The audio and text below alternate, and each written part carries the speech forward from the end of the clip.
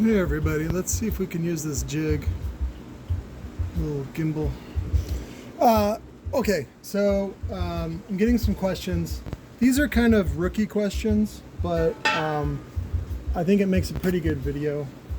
We'll just check this out. Just getting the dust off. Makes it look prettier. Alright, so this is the GONZO Jr motor, and basically I wanted to cover, people seem to have the idea that you can add a coil with more layers, or a longer coil, or a coil with bigger wire, like bigger gauge wire, to get more oomph out of the subwoofer. Some of that can contribute to that in small amounts, but you're not going to get any real big changes.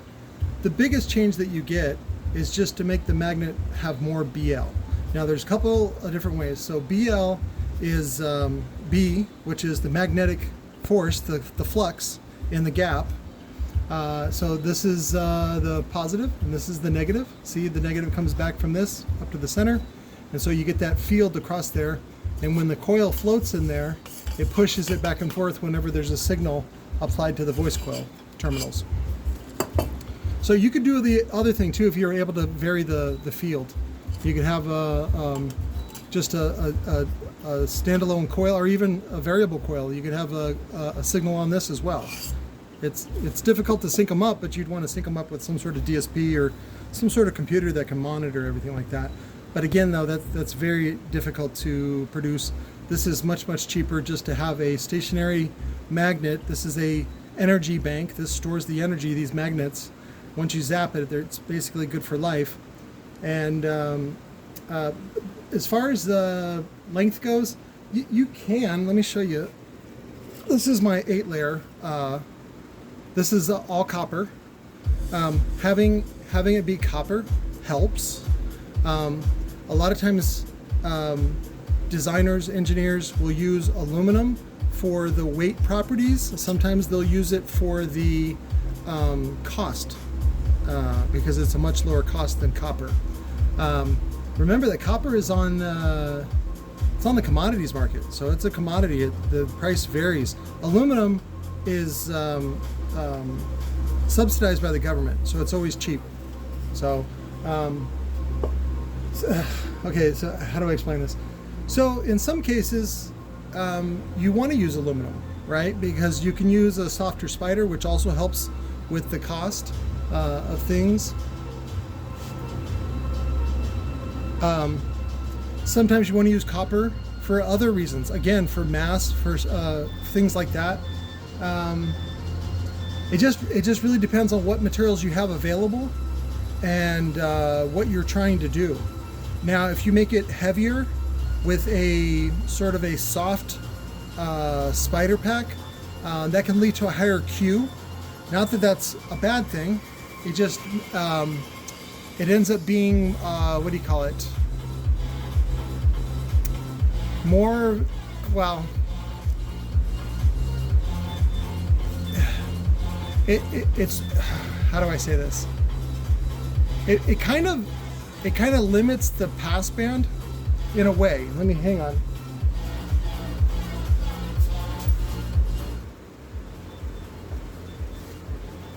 Felt that was a little too loud.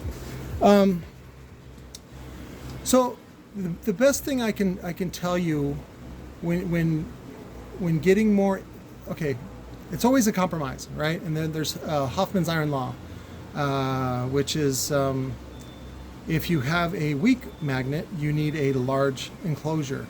If you use a stiff spider, your VAS is small, meaning your box requirement is small, but your FS is high. So you have those three characteristics that you're always playing with, that you want a low FS in a small box that has plenty of passband, something that, you know, isn't good just for one note, right? And so a lot of products that are SPL, meaning they have a high FS and they're made for lots and lots of power, like, oh, like somebody was asking me the X series from Sundown, the 8-inch. Study that. Put the TL small parameters that they print, and put those into a box program like WinISD or something like that, and play with it and see what you can get. It's a turd. Besides being an 8, meaning that it's very small piston area, you can make up for it with excursion, but the problem is that it's so light, and also being light contributes to sensitivity, right? It is more sensitive, but it doesn't play low. And the whole point of a subwoofer is to play low. So that's why you want to have a balance, or figure out a way to get something with a lot of moving mass in a small box with a with a low FS, so that it can play low. That's the whole point. And the way that you really get around that is it's going to cost you electricity, and it's going to cost you BL, so magnet. B is the magnetic flux. L is the length of wire in that gap. Okay, the more L, meaning the more windings you have that are in the gap. See, this is like this, right? The rest of the coil actually doesn't really count. It is in the circuit, but it doesn't really count that it's in the gap. So, but we'll get into that later, because as it moves, you want there to always be some coil in the gap. Sometimes when you use something like this, it's a little short and it'll leave the gap. All the way up, all the way down, all the way up, all the way down. I just had a Kenwood that we saw that. It actually had burn marks on the top and the bottom. The middle was, but that was because the guy was fucking blasting it. So really the only thing I can say is just plug in your favorite subwoofer and then study it, and then sit there and play with the box size and see how it's relative to the VAS. And then you also want to play with the tuning frequency. If you really want to tell the sort of the oomph, the awesome of the sub, is put it in a sealed box and then play with it that way. And you'll also notice that you can make a like let's say this, like I did the testing the other day on a 12-inch with the TI frame and all that stuff, and it plays to 30 hertz in 1 cubic foot.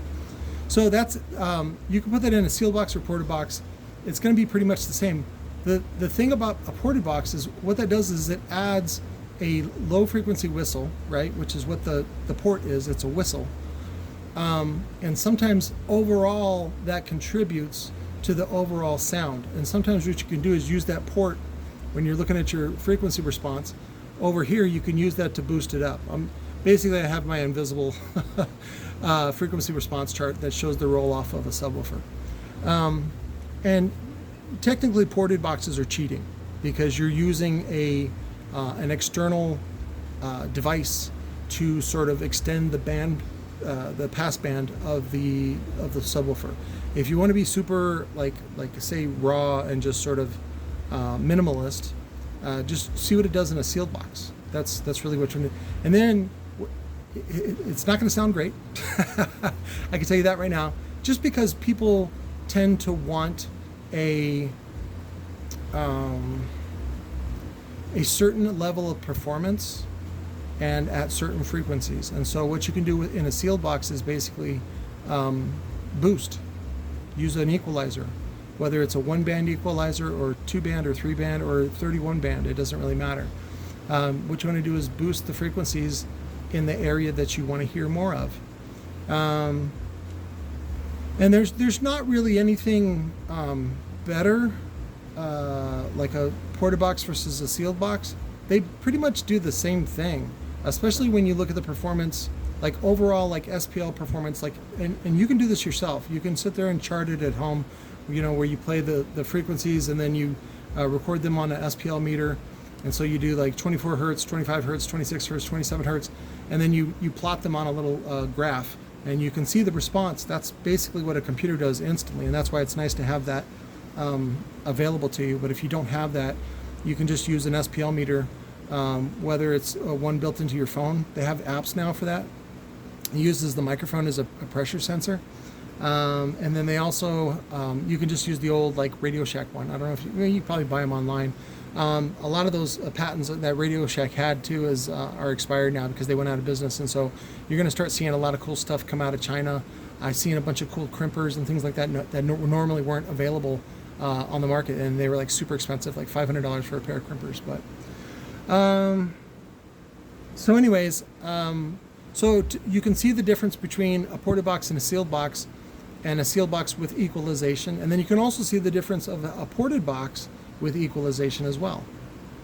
So, and what you tend to want is people just want a lot of bass in about the 30s. So anywhere from about 30 hertz up to about 40, maybe 45 for banda, for Mexican band music. They tend to be a little higher, and those can actually be really kind of cool. Especially when you hear like a sousaphone is what they usually play, or even like a stand-up bass, or even a cello. It's an upper vibration, and it's when it's really strong. You can feel it like on your skin and stuff. It's kind of cool. Not that I'm into banda, but I don't hate it. I know what it's supposed to sound like, and I have a lot of Spanish-speaking clients, and so it's important for me to know that stuff. And if you want to get into that market, it's important for you to know that stuff and respect it. These are people's choices. This is what they like. This is what they honor. So it's important to honor, or at least understand and forgive, or even just accept other people's choices. Let's see. But as far,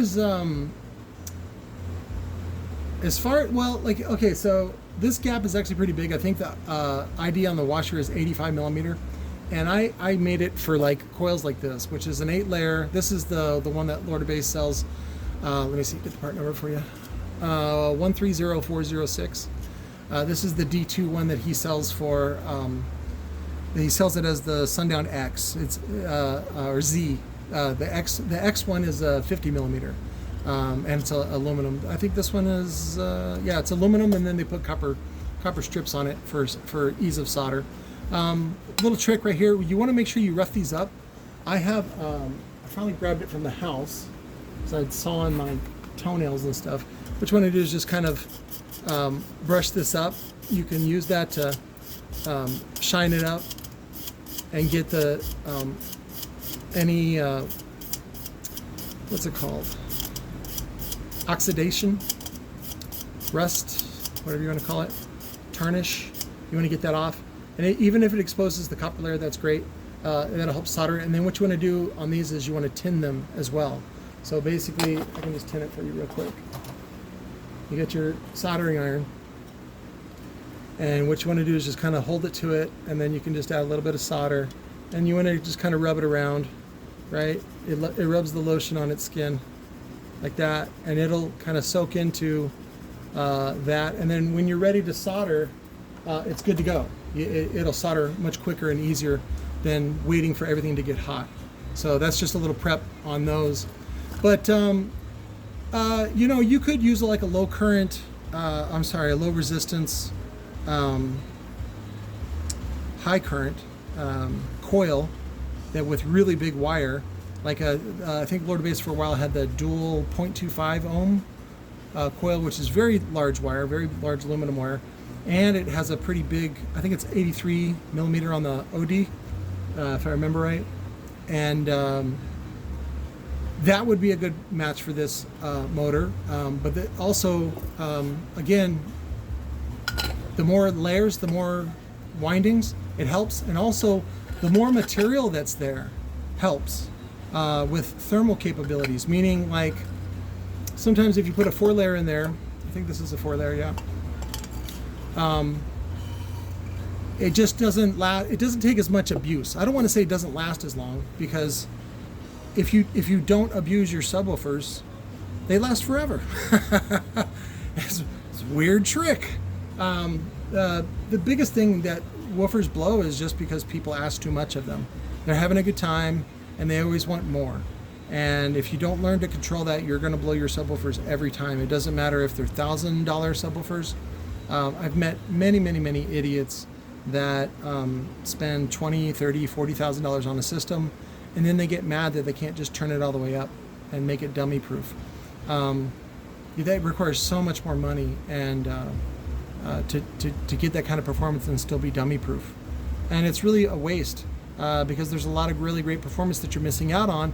But again, it's only momentary. You can only do it like that for maybe 10, 20, 30 seconds at max. You don't want to sit there and do it for a minute. In fact, I don't even think they do. I don't hear much about it anyway. Wayne Harris, who I don't know if he runs it anymore, but he was doing the DB drag. And they do this insane contest where you just max it out and go for a minute, which is insane when you think about the amount of energy that's being transferred from the battery packs and the alternators to the amplifiers and then to the subwoofers. And it's going for a minute, which is crazy because it's not built for that. But it does prove whose system is more robust and who can ultimately make a better system. So the only problem that I have with DB drag and contests in general is that it boils down to money. Whoever has the most money wins, pretty much. And I don't like that contest because a lot of people, typically rich people who are into that sort of show of dominance, have cheated to get there, whether they've inherited the money or they landed some lucrative contract. Most of my clients work for a living, and so it's really not fair to them to put somebody like Alma Gates, right, who ran a trash business, made her lots of money, to then compete with some guy that is a mechanic and he does this on the weekends. She just has so many more resources, and then had a full team of like 10 dudes working on this, and then like the baffle alone was like 2 or 3 inch thick billet aluminum. It's like crazy. So but and that's another reason why I don't like that. Also, it's just, what's the point? You earn a trophy, and then a lot of times you go and let's say you even go to like regionals, right, which is like statewide, or maybe like if you don't have enough people, it's like the Midwest, right? Like this, so like 10 states will get together in like say Chicago or something like that, and you regional finals, and there's only, let's say, 5 people in your class, and they all suck. It's not really a great contest. When you see really good contests, you're talking about hundreds of millions of people to choose from to make that choice. So I listened to a really smart guy talking about football. I'm not into football, but he was talking about how, like in Texas, there are so many people involved in football, you end up getting a better selection out of Texas just because there's more bodies available, right? It's always going to be, let's say, 1% of the population, right? But if that population is larger, meaning the more people that play football are available for that, your portion size is going to be larger. It'll still be 1% of the total population, but because you have more players, more people participating in that, your sample size is now larger. And so you're going to have, over a long period of time, you're going to have consistently more players come out of Texas, especially if they play through high school and then go to college, and then they, you get a scholarship in Texas, etc. Then it makes it look like these Texas schools have more better football programs and players, and they may have that, but again, you want to look at your larger population size to really get better numbers of what's the best. And even if you're the best in the country, best in the world, like let's say you're Usain Bolt, right, best in the world, fastest in the world, you're still not fast as a cheetah. And great, you're fast at running. Like, what does that prove? It doesn't prove anything, because we don't run for our food anymore. So when you're comparing, like, say, me to Usain Bolt, I'm better because I have more food in my belly already. See, so it just depends on what you're trying to, any sort of contest is this very, very, very tiny, narrow metric of something, and it's entertaining, right? And if you look at it like, watching Michael Phelps fucking swim like a fish, that's pretty exciting. And he's built up his body. He's done all these health regimens. He's really focused his life on something that's very, very specific, right? We don't even spend time in the water, so why is it important to be a good swimmer? You see what I'm saying? So, but anyways, back to this. The best thing you can do is increase your B, which is your magnetic flux, or your L if you really want to improve the subwoofer. And if you're dealing with something that, whatever handles, let's say 1,000 watts from audio pipe, the best thing you can do is just upgrade, get a bigger motor. It doesn't always count. It doesn't always make your performance greater by increasing the voice coil size. Increasing the voice coil size, the actual diameter, like this is a 3-inch, if you go to 4-inch, what's good about doing that is that it allows for more abuse, right? I've talked about this before, about a lot of people love the Power HX2 motor from Rockford Fosgate, whatever. It's only got 40 millimeter wind height. It's a 4-inch coil. It's really not that great, but people like it and they think it's better. I personally prefer a 3-inch coil because you end up getting more punch and boost. Now, do you saturate it faster? Yes. The smaller the coil, the faster it saturates, meaning it actually has more punch and more boost with less power, because the magnetic force field is in a more compact space. So if you do, and that's why you really want to test things at like 1 watt at 1 meter, things like that. You can test a 2-inch motor, and if it has a lot of BL, it can actually be more BL than a 4-inch coil. It just depends on how much flux you have in the gap, and also the L, how many windings you have in the gap, how many turns of wire. So back to your original question about how do you make a woofer tougher. There's another method too, which I don't agree with, but David at PSI, fixmyspeaker.com, he does it, and I've reluctantly, like on this one here, let me grab this. This is this one. This is for the Sunfire subwoofer that I'm doing right now for somebody. I'm doing a kit, and I actually end up using 2 spiders. So let me show you real quick. I prefer to use just one of these. This is from Lord of Bass, but I use and these secondary spiders you can get in all bunch of different colors: blue, red, yellow, and black. I take the green ones because nobody likes the green ones. And so George gives me a better price on these, and I buy them like 20 at a time, 30 at a time. And so anyways, after this epoxy cures, I'm going to put this on top, and then we're going to extend these out. This is your positive on the left, see? Positive on the left. And then what I'm going to do is extend these out to the side, and I'm going to do these on the side like that. So that's got a cure still. And so then what happens is then I double these up. So this will be positive on the left, and then negative on the right. And I'll probably do like direct leads with just some 14 gauge copper wire, and then they can connect that inside of the box. It's not what was original. Let's see if I have the frame. Yeah, I think they took the terminal's usually here. So you can see the foam. The way that they did that was like, again, it's like to save like $2. I don't agree with that. But it's an OEM solution. Nobody's going to really see it until somebody services it, and then whatever.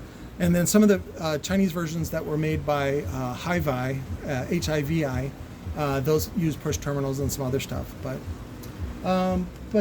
really, to answer your question completely, it's just a bigger, stronger motor, and then a coil with more layers, more material in it. That's what just makes it last longer, take more abuse, and more force. Oh, David, PSI. So what you can do to get more abuse out of it, meaning you can abuse it more, is put a stiffer suspension on it, either at the spider level or the surround, or both. And what that does is, the compromise is that you raise the VAS. I'm sorry, you raise the FS, the resonant frequency goes up. Like normally, if I just use one spider, it would be like at 30 hertz. But if I use 2 spiders, it'll be like at 35 hertz. To me, I don't like that, but the customer likes it. So he thinks it's better, and he likes to beat on it more. So I go, okay. And David basically has the same sort of policy, which is that he doesn't want to have to take the time to explain it to you that you're dumb. And so rather than argue with you or try to educate you, he just goes, okay, and he gives you the stiffer spider. And then if you still burn it, it's just because you're dumb and you're inexperienced, and you deserve to have to pay more because you're dumb. That's how you learn. That's the only thing I can say. It's not really disparaging to you. It's just that's the facts. If you burn a subwoofer, you're dumb. That's all. Or you were doing something you knew was wrong. You knew you weren't supposed to do. And if you don't know that that's wrong, then now you can learn that it's wrong. I get so annoyed when people want to fucking fight with me. It's like, I've been doing this a while. I know what I'm doing. I've known when I purposely blown stuff. I know what I was doing was wrong. I just wanted to see the end of it. I wanted to see the smoke, all that kind of stuff. Yes, sometimes that's cool. That's entertaining. Whatever. But no, actually, if you use this properly, right? If you keep the coil in the gap, now it only moves that, right? This is the 40 millimeter wind height, and this is a 20 millimeter top plate. So your X max should be about right there, like that, about 15 each way. Oh, that was the other thing I talked about. A lot of people ask what the X max is. Don't ask that, because the problem is a lot of people will count peak to peak. Some people will count one way. Some people will count one way linear. Some people will count one way X mechanical. It's better just to know what the wind height is. So if you just ask what the wind height is, that's going to tell you a lot. Most people have smartened up and not used underhung motors, because underhung motors are more expensive and they don't perform any better. And so what you get is overhung, which is this, where you have a lot more winding than you do top plate. So this can handle a lot more abuse than an underhung motor, and a smaller thermal mass and a smaller just wind height to get what you want. Really what you want is excursion. So also the excursion that you get with an 8-inch spider is actually really damn close to what you get with a TI frame. I'm bumming people out. If you watch the linear excursion videos that I do, basically what I'm doing is I'm breaking in the subwoofer, and I happen to make a video at the same time, and then I use TikTok to put music on it, and it's just, it's a neat little display, that's all.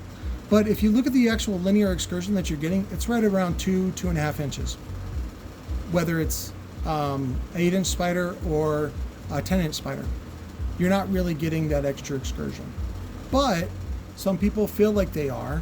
And the other cool thing is that with the TI frame, I can make these detachable. So that's a benefit. But as far as performance goes, you may, it's not a definite, you may get more performance with the TI frame or with any frame that uses a larger spider, a larger suspension, if you have the wind height to keep up with it. I talked about that in the first generation Gold series from Wolfram. They used the TI frame, but then they used this coil. So it's a waste. So because it's like you have 10-inch, basically up to 4.5 inch excursion peak to peak, but it's only going to move this. So whatever. But anyways, that was it. I just wanted to go over those things, that if you really want a bigger, better woofer, buy a bigger, better woofer. That's it. You can't really do anything to just modify it to make it better. Basically the same thing goes with like CPUs. You can overclock it, but then you risk thermal runaway and other thermal problems, and also just a circuit jumping and frying your CPU. So it's better to have something that's really, really beefy like this and then underuse it, right? That's what I was talking about earlier about, like let's say you spend $40,000 on a stereo system and then you don't ever turn it up as much. Guess what? It'll last forever and it sounds fantastic. See how that works? So anyways, I love you guys. I'll talk to you later. Bye.